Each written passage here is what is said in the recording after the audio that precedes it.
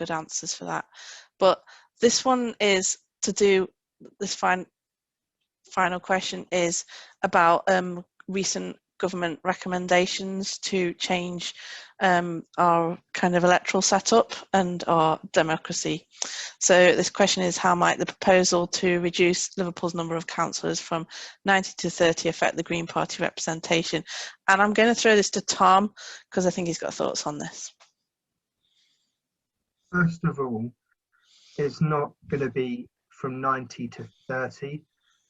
It said that Liverpool should go down to single member wards, and rather than having what we have now, is we have a 4-year cycle and we have local elections in 3 of those years, then 1 year off. And the inspector felt that the councillors are so constantly in election mode, we never actually get to settle into the job and get into some really detailed scrutiny of the council. And I think that's a fair comment, because it's true, you know, by about October, November, you're starting to put your plans together, start canvassing, and you know that takes away from doing the job of being a councillor. So I'm not necessarily opposed to the idea of having one election every 4 years, but I would be opposed if it was just the same wards that we have now and only one councillor in them. What's actually being proposed, I believe, although it's a little unclear, the details haven't been hammered out, is a small reduction to say maybe 80 councillors, and really small wards, like really localise the wards. Now that might actually help the Green Party, because one of our problems is that if you look at some of the wards we campaign in, for example, Greenbank, we've got areas where we're really strong and we would just romp home with the ward, but then there'll be another area where other parties are really strong that detract from our overall vote. So, and it's like the constituencies as well. We struggle to get MPs because they're just so vast. We don't have the resource to campaign across whole constituencies.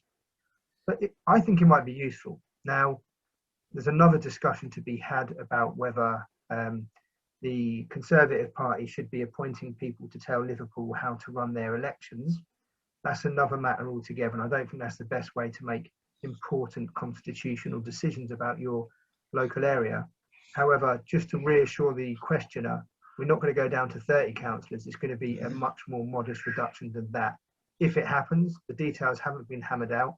At the end of the day, it will be down to the Boundary Commission to change the electoral boundaries within Liverpool. So it's not able, you know, the inspector's not able to make this happen, but he's definitely set something in chain. So watch this space, things will change, and it might not be bad for the Green Party.